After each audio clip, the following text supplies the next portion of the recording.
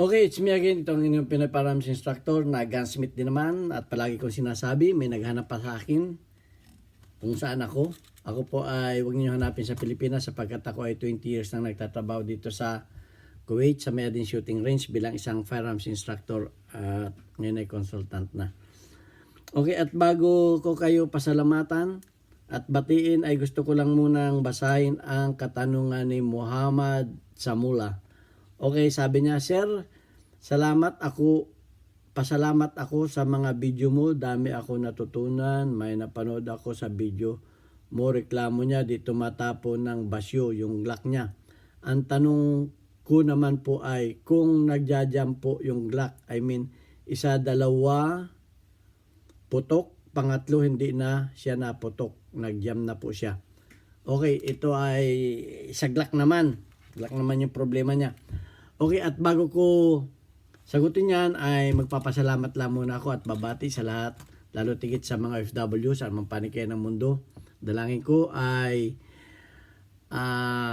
tayo ay ligtas sa mga kapahamakan, mga aksidente, at lalo tigit ingatan natin ang ating sarili na huwag tayo magkasakit sapagkat walang mag-alaga sa atin. Ayan, at magpapasalamat din ako sa lahat ng mga nanonood ng aking YouTube channel sa 33,000 at mahigit na tayong 33,500 na mga subscribers.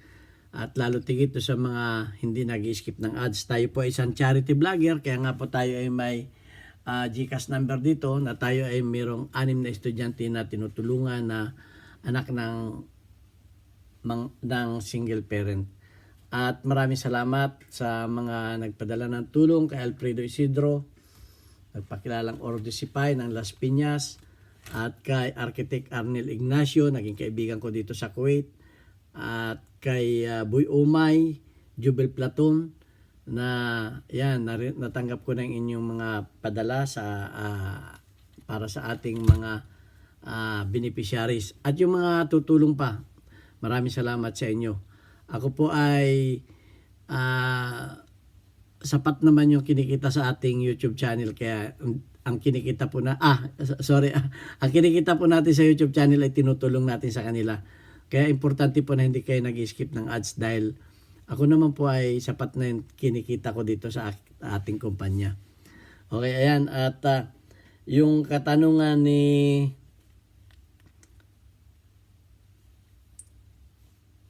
na yung kanyang Glock ay hindi pumuputok, Muhammad Samula, pumuputok minsan, pero pag nakaputok na ng 2-3, nagjajam na, hindi na siya pumuputok. So ito po yung kanyang, ito po may Glock tayo dito at ating tanggalin.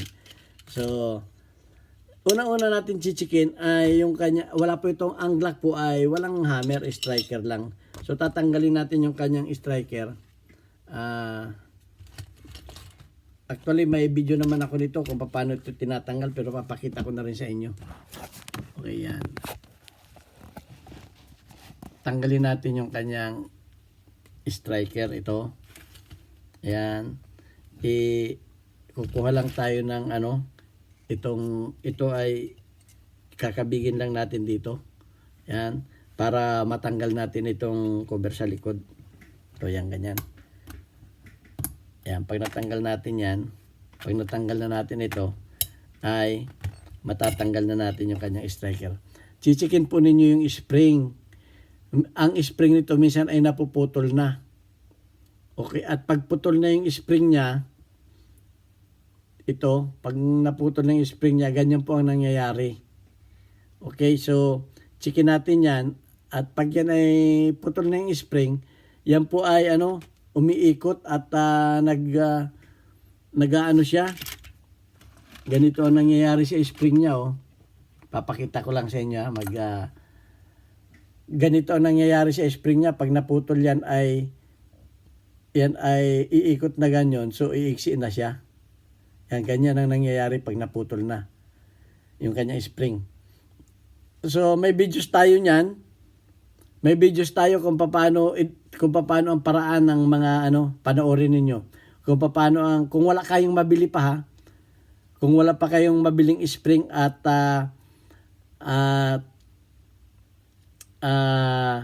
for emergency, may paraan tayo dyan. Panoorin ninyo yung videos natin. Okay? Na maglalagay lang tayo ng washer sa pagitan. Makakatulong yun para magamit natin pang samantala yung ating mga firearms na napuputulan ng spring. Dito, napuputulan ng spring. Lalagay tayo ng spacer doon sa pagitan. Panoorin ninyo yung videos ko na yun. Hanapin lang ninyo dyan sa ating yung mga papaano idugtong yung mga coil spring na napuputol. So ayan, ganun lang ka-simple. Yun lang ang chichikin ninyo. Dahil pagkaputol na yan, ayan, minsan misfire ang tawag doon. Misfire. Okay, at titingnan din ninyo, chichikin din ninyo itong kanyang firing pin block. Okay, kung yan ba ay marumi o nag-i-stack ito, firing pin block, lilinisan din ninyo yan para malaman ninyo kung yung kanyang, kasi minsan pag ito ay na-stack, pag hindi naglalaro yan, ay yung inyong firing pin ay minsan hindi umaabot doon sa bala. Okay yan, ito ang inyong Pinoy Firearms Instructor. Magtanong lang kayo at atin naman yang sasagutin. Dahil kahit pa yun ay magpaulit-ulit, sabi naman niyo, nare-refresh naman kayo.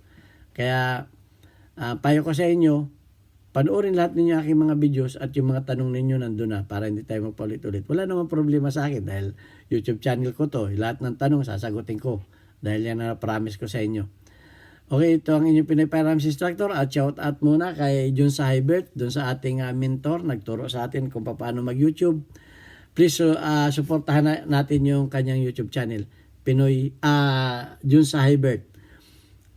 Ang kanyang mga vlog po ay mix. Siya po ay isang firearms instructor, senior firearms instructor dito sa aming kumpanyang Mayadin Shooting Range. Ganyan din kay Renegade Offline Channel, ROC channel, yung ROC on the box, yun yata, kung hindi ako nagkakamali. Supportahan po natin yung ating mga small YouTuber na mga Pilipino. Huwag po tayong magsiraan at huwag tayong mangbas. At kung hindi naman natin gusto yung kanyang YouTube channel, huwag na nating ibas, huwag na lang natin panoorin. Kagaya nung baba sa akin, si RJ Ladur. Pinapakialaman yung ating mga beneficiary at pati yung ating pag-intro, pinapakailaman. Huwag po tayong ganun. Tayo po yung mga Pilipino, tayo po yung magtulungan. At kung ayaw naman natin tumulong, wala naman pong pilitan. Okay, napakasama po ng imahen sa mga Pilipino yan. Ang ibas po natin yung mga nag-i-English. Tingnan natin kung kaya ninyong ibas yung mga Amerikano. Okay, ito ang inyong Pinoy Firearms Instructor. Maraming salamat sa inyo. Hanggang sa muli nating videos. Thank you very much at God bless us all.